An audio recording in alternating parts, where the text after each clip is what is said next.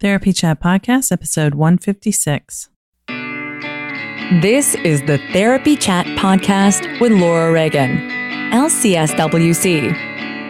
The information shared in this podcast is not a substitute for seeking help from a licensed mental health professional. And now, here's your host, Laura Reagan, LCSW-C.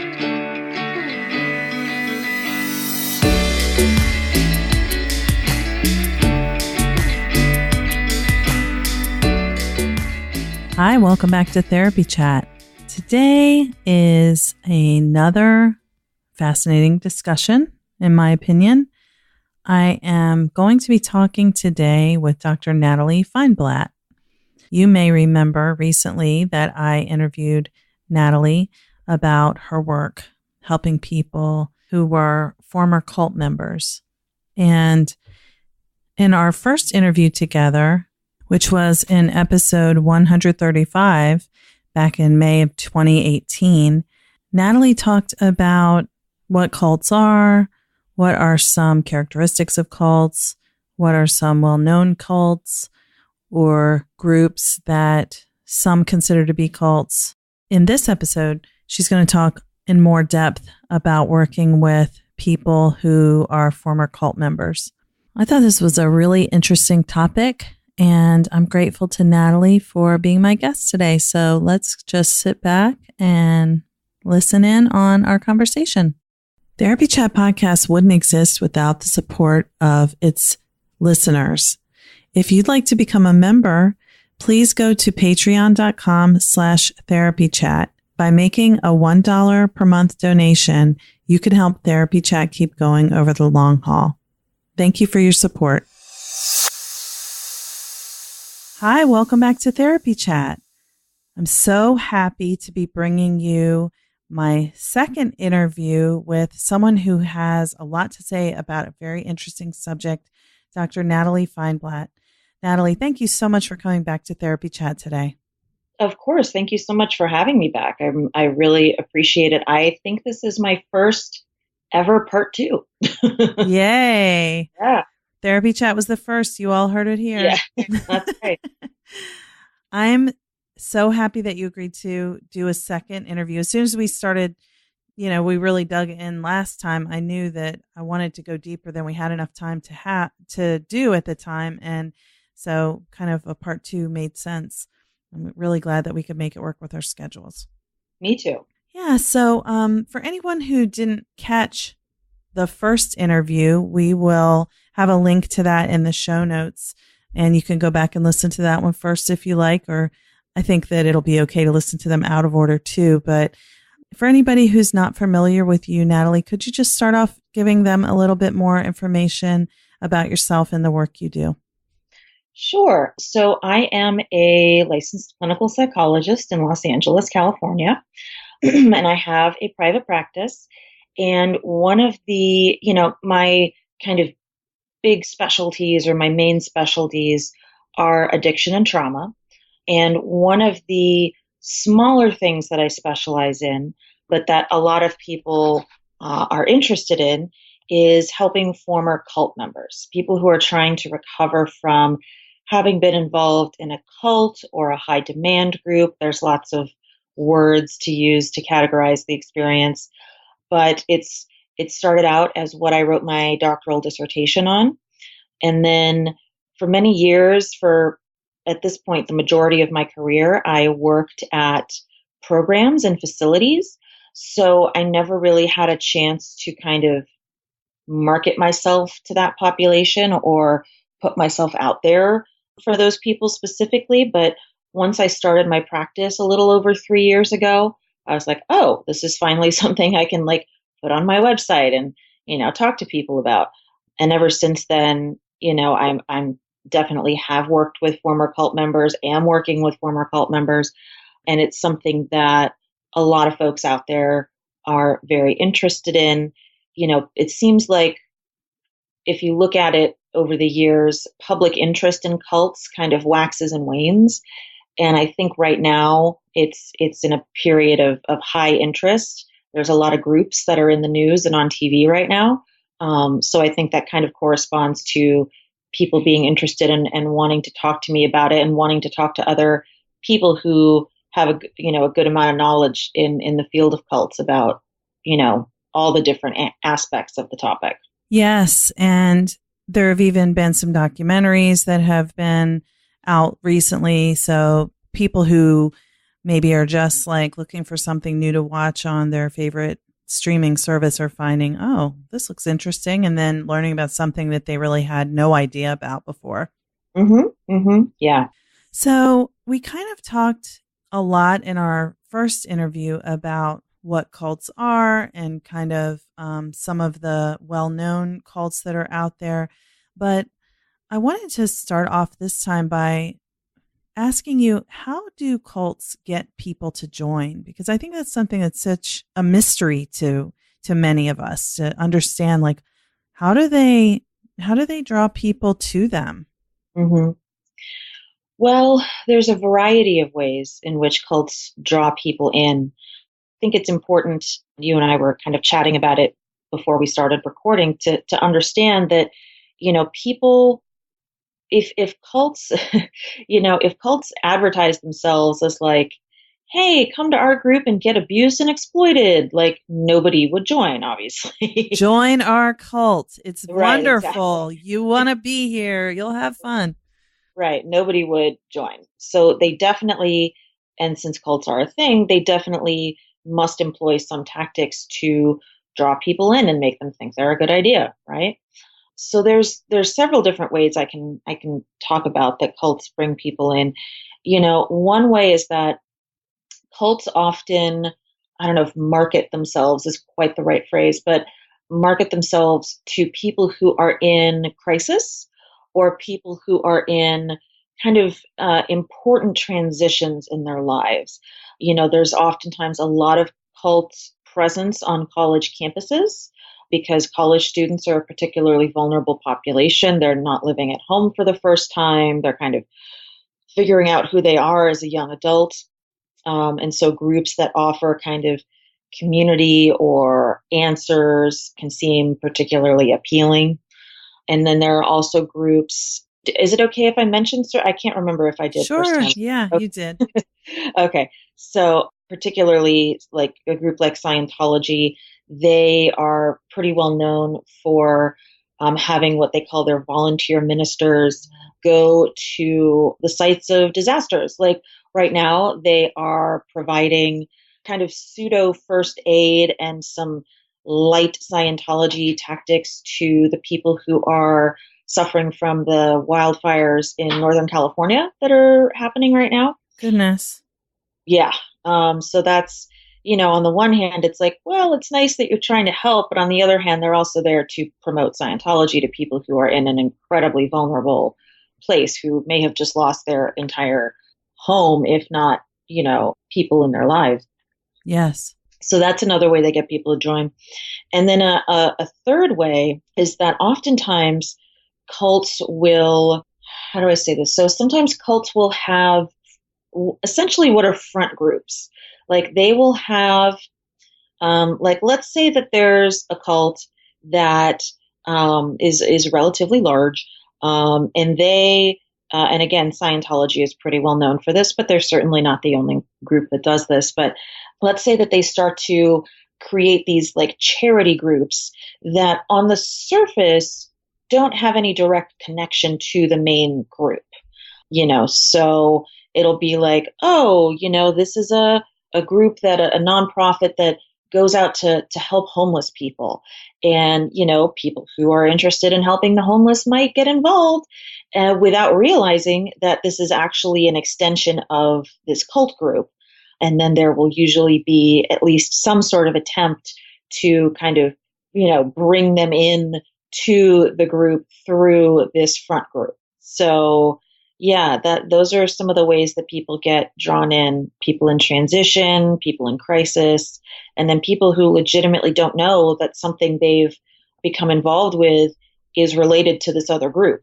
Yeah, I'm very disturbed by you saying that cult groups sometimes misrepresent their intentions when people are in desperate need of help, like after the wildfires. I mean, it's very disturbing to me as mental health professional that I would call me naive, but I would want to believe that when there's a shooting or a natural disaster and people are in crisis, that the people who go to help them just want to help them. And that's really upsetting to realize that some people deliberately and some groups deliberately prey on people in those situations to when they're very vulnerable to not being able to necessarily make clear decisions about, does this sound logical to me, or does this seem fishy, because they're in such a desperate situation. That's really, really horrifying. Yeah, the Scientology volunteer ministers were there helping firefighters right after 9/11, And I got to mention something about that. Yeah. Because there's this thing where there's something that the Scientologists put together to supposedly help the firefighters after 9/11, some kind of treatment that's supposed to help them with the, what do they call it? 9/11 syndrome. Yeah. And while they're receiving this treatment, there's videos being played that are the Scientology teachings. I've heard about this firsthand, and it's in legitimate business settings, medical provider settings where it should be safe. And that's the front company, I guess. Yeah. Yeah. Scientology. And I know that this is a little bit of a digression, but it's not so much of a front group because it's pretty related, but L. Ron Hubbard came up with this, and I'm blanking on the name now, of course, but it's this kind of technology for how to run your business. And Dianetics? No, it's not Dianetics. I'll try to look it up, but it's called WISE. But I don't remember what it stands for at the moment, but I can look it up. But essentially it's how to run a good business. And they snag a lot of chiropractors with this, and a lot of dentists that kind of implement it in their office. And of course it just turns into a funnel for actually going into Scientology. Gosh, that really bothers me because it's not like I wasn't already concerned about cults, but it's more, I think the fact of misrepresenting themselves to people who are seeking out healthcare or mental health crisis care, that really disturbs me. I don't know why that gets under my skin so much. I guess because I'm a mental health provider and I want people to be able to trust that the people they go to for help are going to help them. Yeah. Ethically. Yeah. I just met with somebody a few months ago who had been working at a chiropractor's office and had to leave because they kind of got infiltrated by this, and it turned into all of these extra things they were doing for no pay. And then there was all this pressure to go do some Scientology courses. And luckily this person was in a position to just be I'm done. I've heard the same thing about physical therapist practices. It's certainly possible. Wow. Yeah. And again, I guess that it's not too much of a digression because that's another way they pull people in. Right.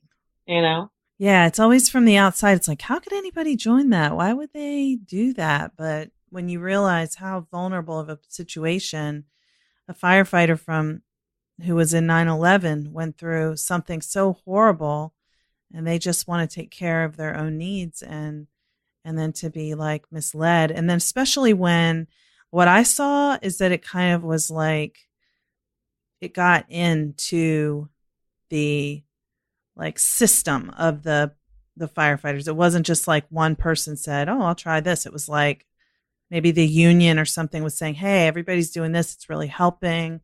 They didn't know what was really happening. Yeah, they rarely do. Yeah. Oh, man. So I guess my next question was, who's likely to join a cult? And I'm, in a way, it's what I'm hearing is it could be anyone in a vulnerable situation who is sort of tricked into it. I mean, I would say, I may have said this last time, so I won't talk about it at length, but, oftentimes people have this kind of stereotype of somebody who would join a cult as somebody who is weak-minded or weak-willed or follower. And when the reality of the situation is that anybody is vulnerable to joining a cult given the right circumstances.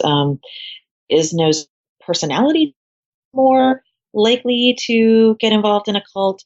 Honestly, it's the people who are the most vulnerable are people who are in crisis, in transition, and are looking for answers, looking for community. People who are kind of on a spiritual, a path of spiritual seeking, are susceptible to joining a more spiritual or religious group. But yeah, it's generally people who are in some sort of crisis or transition, because people are vulnerable at those points in time. Whether it's transition could mean college age, it could mean I just lost a job, it could mean I just got married or divorced. It could mean I just experienced the death of a loved one or a parent. Any of those. Becoming a parent. Yep. Moving across the country or to a different country. Any of those counts as a transition. And then, people in crisis could be, again, just experiencing a death or a trauma, like the wildfires or 9/11 or things like that. The people who are, or somebody who is, experiencing a mental health issue for the first time, people who are looking for stability, who are looking for answers, and who are looking for people who are acting like they want to help them.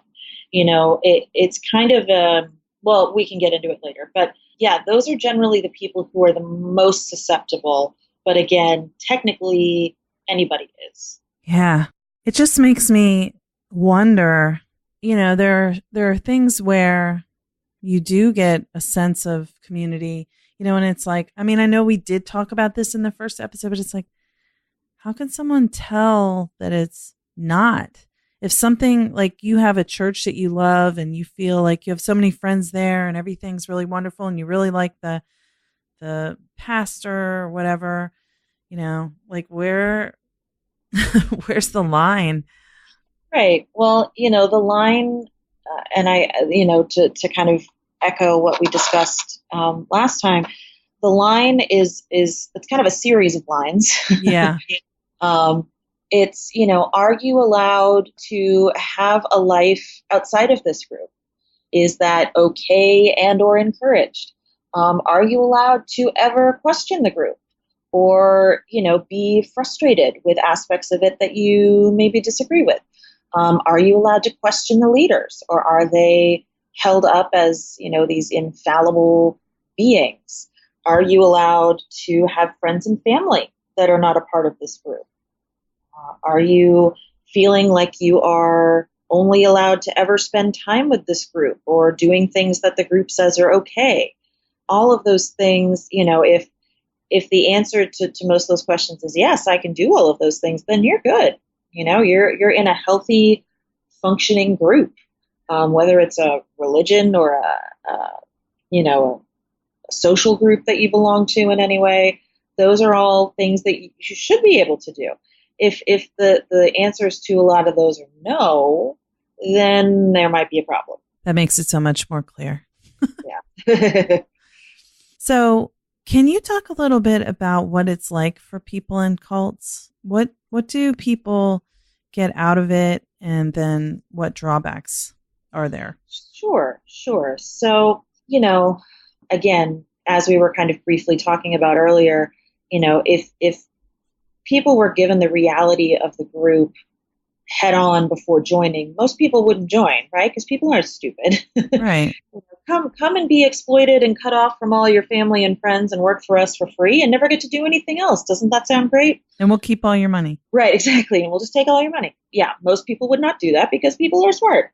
So usually in the beginning stages of cult involvement, people are drawn in, number one, by the sense of community. Like here's this tight-knit, group of people that really seem to like each other and know each other and support each other. Having this group of people that seem to be tight-knit and supportive of each other.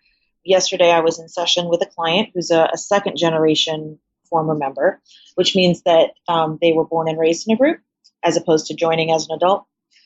And they were saying to me that, as much as they have no desire to go back to this group, they do kind of look back enviously at a time when they felt they had answers, right, to everything.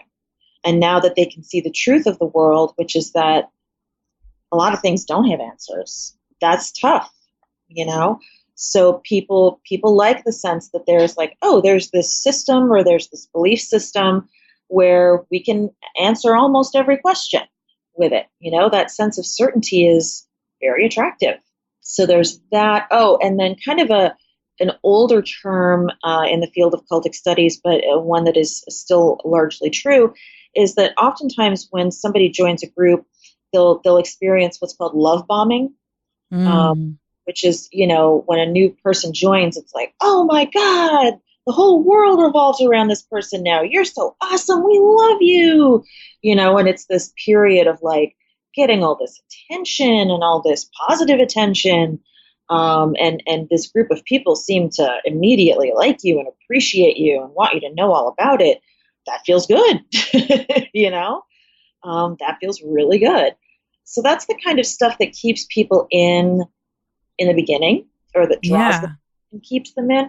The love bombing thing, I'm sure, is like, how could you not enjoy like, wow, everyone is so nice. I feel so important here, Yeah, exactly. And again, if you're in a healthy group, it's normal for people to be happy that you joined and to want to get to know you. But when you join kind of an unhealthy group, it's on the excessive side, and it's definitely with different motivations. Like in a healthy group, they just legitimately want to get to know you and see if you can be friends. In an unhealthy group, this is what we do to new people to get them to stay. So it's not because we actually really love them or want to get to know them. It's because we're trying to get them to stay. Yeah. And then once people have been involved for a while, what keeps them in, having a sense of community, having a sense of, answers to everything. And a lot of cults often cultivate this kind of us versus the world mentality. And this, we're the one true path. We have all the answers, and the rest of the world is kind of stupid and don't have these answers. So that can create this kind of us versus them dynamic that can keep people in, like, oh, I don't want to go back to being a part of the riffraff of the rest of the world. I want to continue to be a part of this elite organization that is the one true way. Yeah. And then oftentimes there's a combination of, what's called the sunken time fallacy, which I'll explain in a second. And also there can be a lot of cognitive dissonance that keeps people from taking action.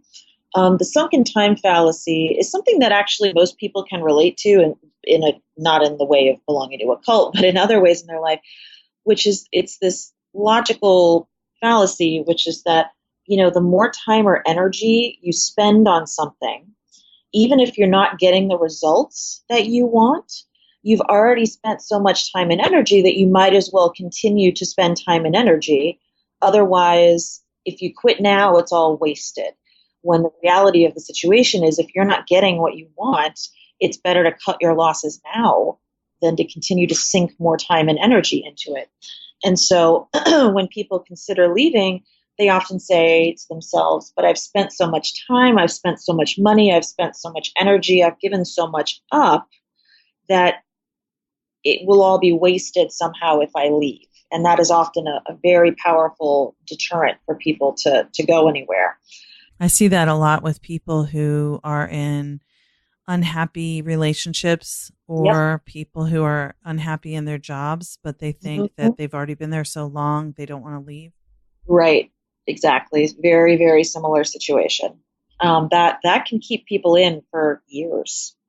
Like if I just try harder, I'll get these results, and then all of this time will have, been, useful as opposed to a waste. Yeah. And then what was the other fallacy? Oh, it's not a fallacy. It's just cognitive dissonance. Oh, yes. People not, cognitive dissonance is kind of just for, I'm assuming since this is the Therapy Chat podcast, people know, but just in case. Yeah, I think it's good to explain it. Yeah. Cognitive dissonance is kind of the mental pain or discomfort that comes from holding contradictory beliefs or contradictory behaviors. So oftentimes people will, and it can result in people just kind of not taking any action at all. And so for people who maybe have spent a lot of time and energy and haven't gotten the results that they wanted, it's very painful for them to think about the fact that, like, oh, I might have spent all this money for nothing. I might have spent all this time for nothing. In order to not think about that or not experience the pain caused by thinking about that, I'm just going to chug forward with my membership in this group. Yeah. So that can also be a powerful thing that keeps people in. Yeah. It's like when people have doubts or they have red flags, but they say, nah, if that's true, then that's too complicated. And I don't know what to do with that. So I'm just going to put that away. Yeah, exactly. Yeah. So it starts off feeling really great for most people. And then what is it like? What are the drawbacks of being in cults for people? Okay, so the drawbacks are plentiful. And again, cults are pretty good at drawing people in and making everything seem hunky-dory at first, right? Because that's how you get people and that's how you keep them for a little bit. What people typically tend to experience when they've been involved with a cult for a little while, one of the biggest things is control. And control can take a lot of different forms. It's often control of your time/environment. And what that looks like is gradually over time, you are strongly encouraged to the point where it feels kind of like a lot of coercive pressure to spend all of your time either with the group, like if they've got like a physical location, you're encouraged, /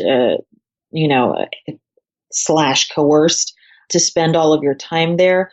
Or if not there, at least spending all of your time on things having to do with the group, right? So studying the materials or engaging with other members to the point where it starts to infringe on the rest of your life, whether that's your family life, work life, school life, whatever.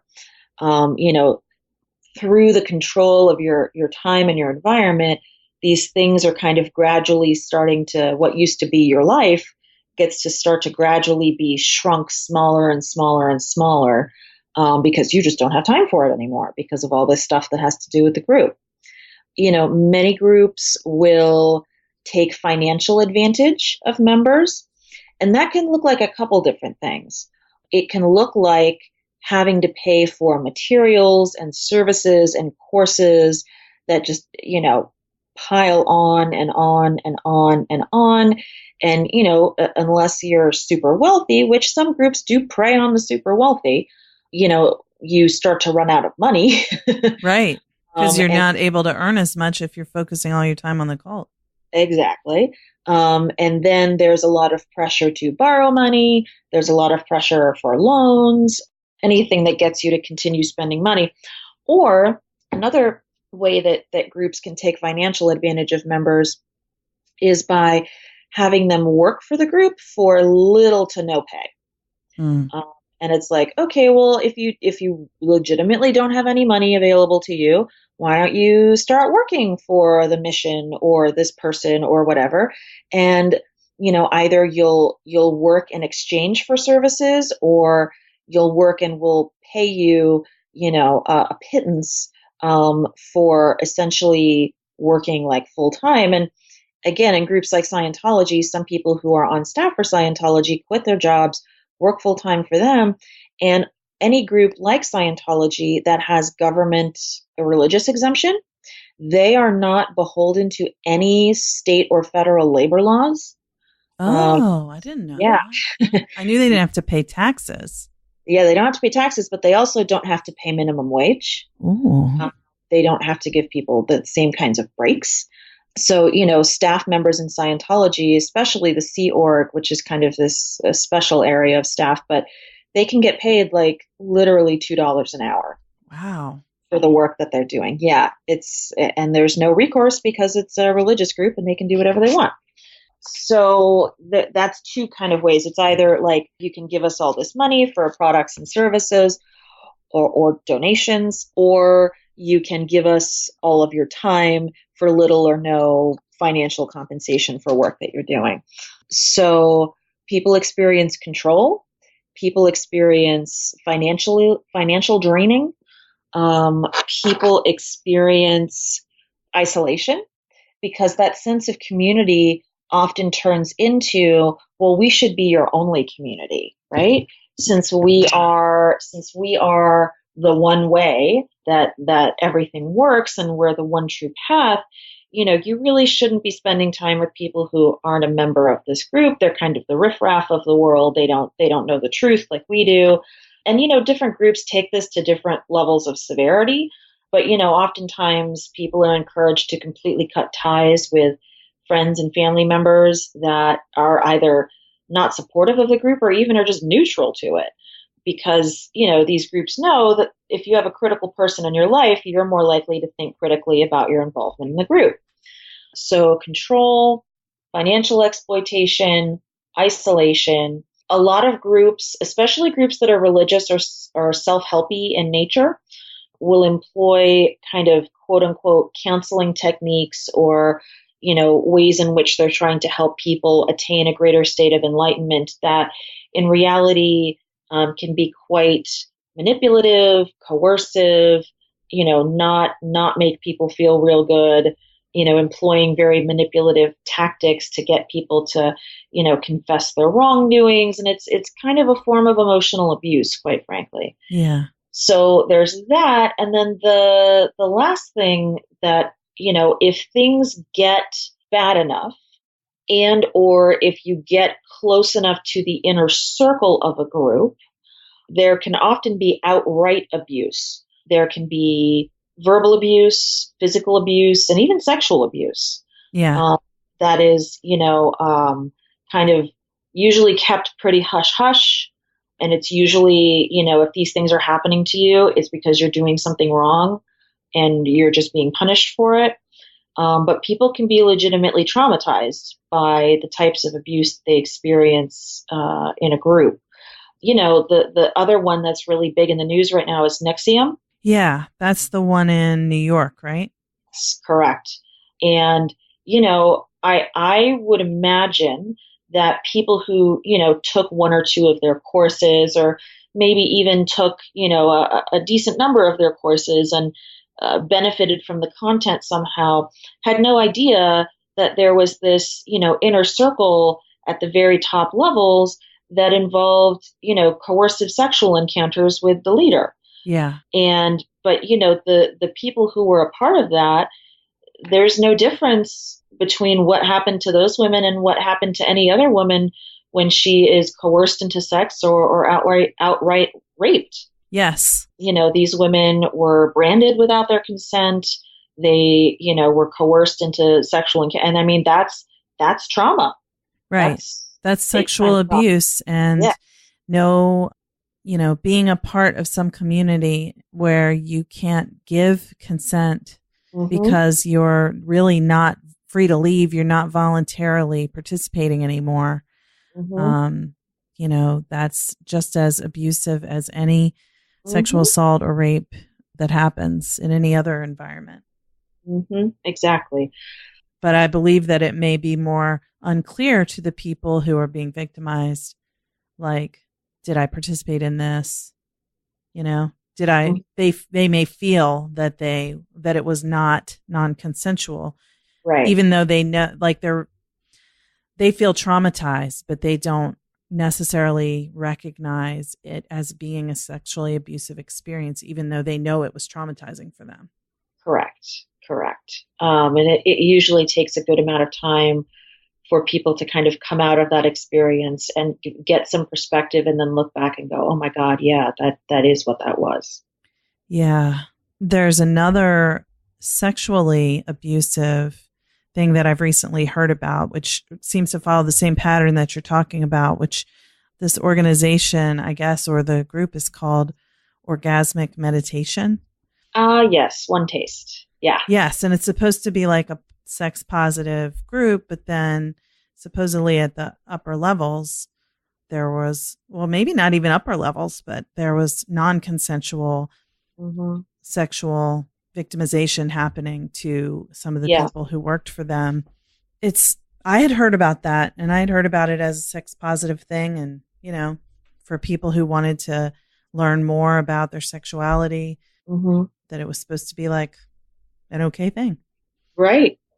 Yeah. And it's, I don't remember who said this. It's a famous quote from history, but power corrupts, and absolute power corrupts absolutely. It's, when you put people and the higher levels of these group on this tier that's like, they're like superhumans or something who can do no wrong, like the leader of Nexium, Keith Renier, it's like he can get away with just about anything.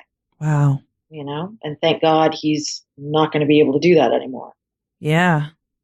And supposedly it sounds like there was someone who was an extremely wealthy person, if not only one, who he may have manipulated into supporting what he was doing financially. Yeah, the Bronfman sisters, the heirs to the Seacom fortune.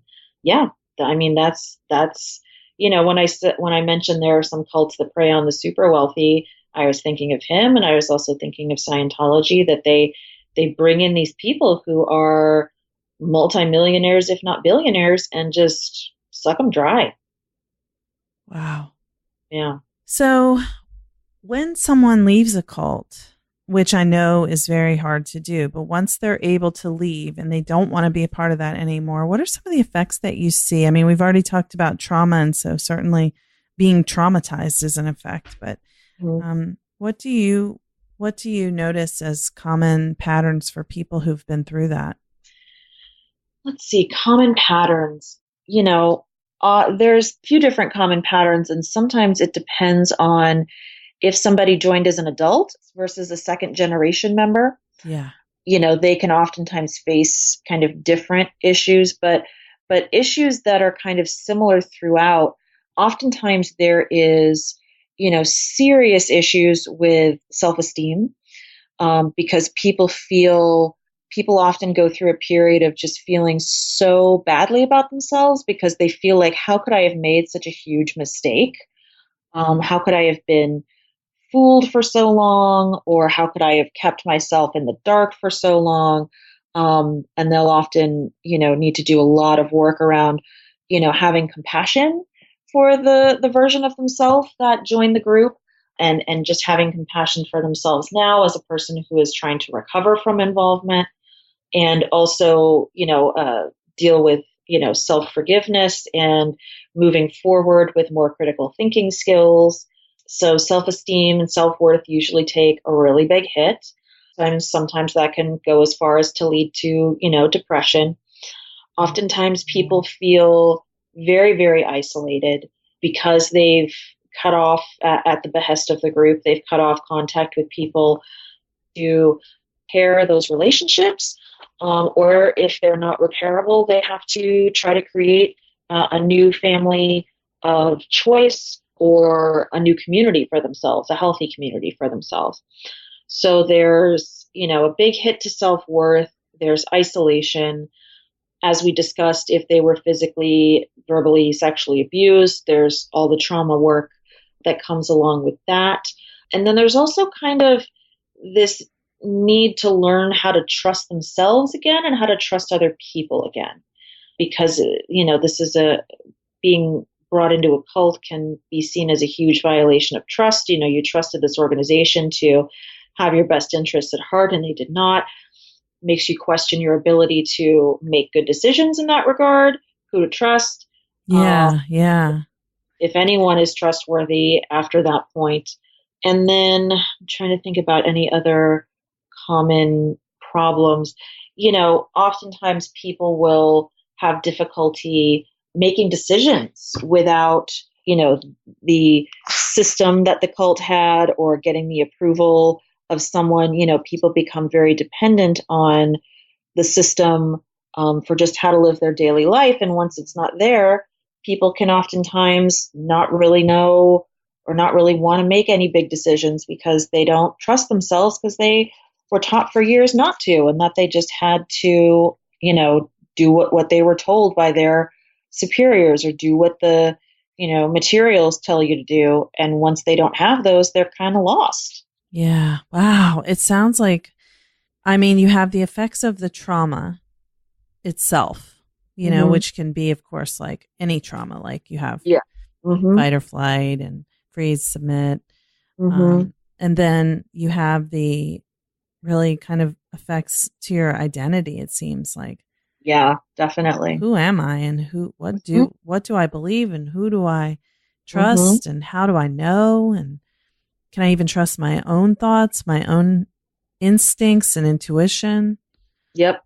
And a lot of those things overlap with common reactions of people who've experienced trauma, especially relational abuse, childhood abuse, physical abuse, domestic violence, sexual abuse, sexual assault as an adult, or rape.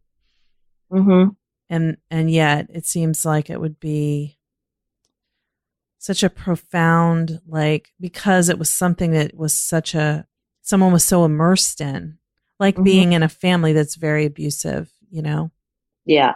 That it seems like it would be a lot of deep work that would be needed to recover. Of course, I know that healing is always possible, so I'm not hopeless about it by any means, but it's really significant. It sounds how that healing process would go. You're making me just realize that in a deeper way as we're talking.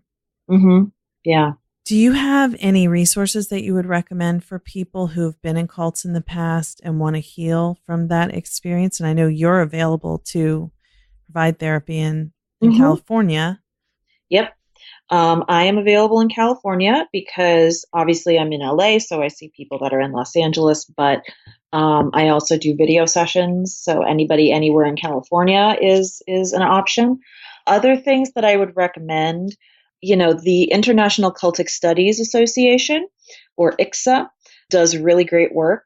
Not just, they are a hub for kind of professionals and academics in the field of cultic studies, but they also do a lot of their work on providing resources for former members, resources taking the form of support groups, conferences specifically for former members, and events, and also groups and events for the loved ones of members of cults. So I would suggest Googling the International Cultic Studies Association if you're into that. That sounds like a great resource, and I'll be sure to put that in the show notes. Yeah, please do. And there are, if people are interested in hearing more, I have been on a few other podcasts talking about it from a few different angles. They can listen to those. And then there are some really good books out there for people who are trying to rebuild their lives after cult involvement. If you just give me a second. Yeah. And I'll put all these resources and your webpage in the show notes. Awesome. Yeah, there's a couple of books by these two authors, Janja Lalich and Madeline Tobias. And they've written several books, but they have a couple that are specifically for former members. One is called Take Back Your Life, Recovering from Cults and Abusive Relationships. And the other one is called Captive Hearts, Captive Minds, Freedom and Recovery from Cults and Other Abusive Relationships. Those are both excellent books that you can find on Amazon very easily if you're interested. And then I always suggest to people, like, the internet, obviously the internet can be used for ill, but the internet is wonderful in that it has allowed former members kind of to create little communities for themselves. So for groups of pretty much any size, I would recommend, that people just Google like former Scientologist or former Jehovah's Witness, former, trying to think here, former, Quiverful. We're not going to get into what that is. It's what the Duggars did. But, it's like, and you can find websites where people have created these communities specifically for former members of these groups to talk, to share their experiences with each other. And I can't recommend enough trying to get in touch with one of those groups to kind of rebuild that sense of community. That's wonderful to know. And I think one of the things that is clear to me through this conversation and our first interview is that secrecy, just like in an abusive family, secrecy is what allows the abusive situation to thrive, and getting it out in the open, just talking about it, even though people can feel very afraid of consequences by talking about it.